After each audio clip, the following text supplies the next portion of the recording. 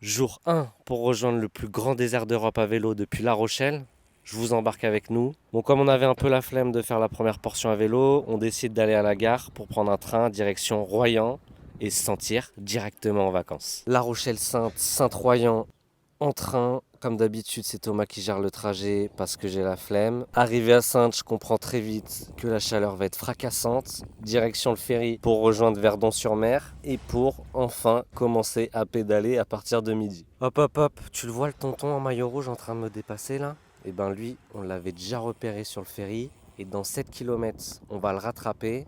Il va se coller à notre roue et très vite on va lui demander où est-ce qu'il compte aller comme ça. Et il compte lui aussi aller jusqu'en Espagne, mais jusqu'à Saint-Sébastien. Melville, il a 18 ans, il roule avec un vélo sans cale, des grosses sacoches et ce fou furieux, il bombarde. Du coup, on va faire 50 km avec lui, on va aller se ravitailler en eau.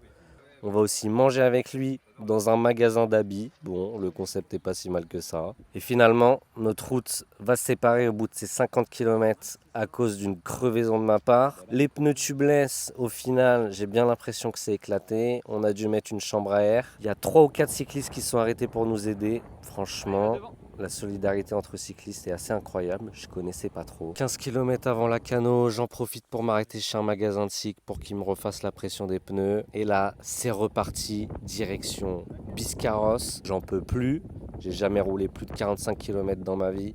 Je suis complètement oxy, je suce la route Thomas. On s'arrête au U, prendre à manger pour ce soir. Je dors sur le parking et puis on s'arrête dans un petit parc pour manger.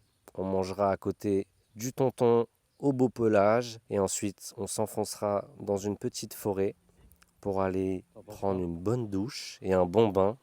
Je censure quelques images parce qu'on était à poil en mode babar à la barre. Direction la zone de bivouac qu'on a trouvé un petit peu par hasard. On installe les hamacs. C'est parti pour faire un gros dodo avec beaucoup de vent et beaucoup de fatigue.